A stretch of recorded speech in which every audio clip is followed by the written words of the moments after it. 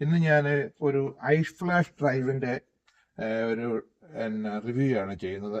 iFlash drive ഉപയോഗിക്കുന്നത് ഐപാഡിനും ഐഫോണിനും ഒക്കെയുള്ള storage connect ചെയ്യാനുള്ള. ഇത് കണക്ട് ചെയ്ത് കഴിഞ്ഞാൽ നമുക്ക് ഫോണിൽ നിന്ന് ഡയറക്റ്റ് ഡൗൺലോഡ് ചെയ്യാൻ സാധിക്കും.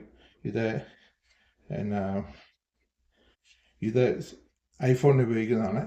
ഈ സൈഡ് നമുക്ക് ഡയറക്റ്റ്ലി ആൻഡ്രോയിഡ് ഫോണിന് സാധിക്കും. പിന്നെ ഫോണിൽ നിന്ന് കമ്പ്യൂട്ടർ ഡയറക്റ്റ് ഡൗൺലോഡ് ചെയ്യണമെങ്കിൽ ഉപയോഗിക്കാം. ഇതെങ്ങനെ ചെയ്യുന്നത് ചോദിച്ചാൽ ഇതിൻ്റെ സിസ്റ്റം ഡൗൺലോഡ് ചെയ്യണം ആദ്യം.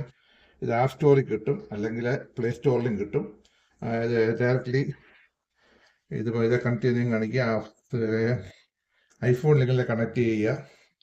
നമ്മൾ അതൊരു ആപ്പ് ഡൗൺലോഡ് ചെയ്ത് കഴിഞ്ഞാൽ നമുക്കിത് ആപ്പ് ഡൗൺലോഡ് ചെയ്ത് കഴിയുമ്പോൾ നമുക്ക് ഇങ്ങനെ തന്നെ കിട്ടും സിസ്റ്റം. പിന്നെ അതിനകത്ത് നമുക്ക് എന്ത് വേണമെങ്കിലും ഉപയോഗിക്കാം. വീഡിയോ ഡൗൺലോഡ് ചെയ്യാൻ സാധിക്കും, ക്യാമറയിലുള്ള ഡൗൺലോഡ് ചെയ്യാൻ സാധിക്കും, പിന്നെ ടോട്ടൽ സ്റ്റോറേജ് ഡൗൺലോഡ് ചെയ്യാൻ സാധിക്കും. നമുക്ക് പിന്നെ നമുക്കിത് വെച്ചുകൊണ്ട് തന്നെ ഫോണിലേക്ക് ഉള്ള ഫോട്ടോയും വീഡിയോ ഒക്കെ ഇതിനകത്ത് ഡയറക്റ്റ് സ്റ്റോർ ചെയ്യാൻ സാധിക്കും. ഇതാണ് ഇതിൻ്റെ മെയിൻ ഉപയോഗം. എക്സ്ട്രാ സ്റ്റോറേജിന് ഉപയോഗിക്കുന്നതാണ്.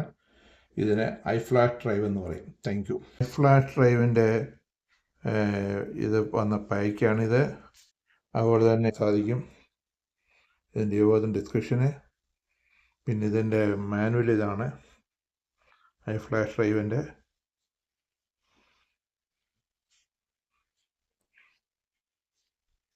ഡൗൺലോഡ് ചെയ്യുമ്പോഴത്തേക്ക് നമുക്ക് ഈ ഐഫോണിൽ ഇങ്ങനൊരു ഡിസ്പ്ലേ കാണും. ഇതിനകത്തെല്ലാം കാണിക്കുന്നുണ്ട്. ഡിവൈസ് സ്റ്റോറേജ്, ആപ്പ് സ്റ്റോറേജ്, ഇങ്ങനെ ഓരോ സിസ്റ്റമുണ്ട്. ഇപ്പം ഇതിനകത്ത് നമ്മൾ ഐഫോണിലേക്ക് ഡൗൺലോഡ് ചെയ്യണമെങ്കിൽ ഇത് കണക്ട് ചെയ്യുക. ഐഫോണിൽ നമുക്ക് ഇത് ഇങ്ങനെ ചെയ്യുക. പിന്നെ നമുക്ക് ഇത് ട്രാൻസ്ഫർ ചെയ്യണേ, കമ്പ്യൂട്ടറിലോട്ട് ട്രാൻസ്ഫർ ചെയ്യണമെങ്കിൽ USB ഡ്രൈവ് ഉണ്ട്. ഇതിൽ ഈ USB ഡ്രൈവ് ഇതുണ്ട്. പിന്നെ നമുക്ക്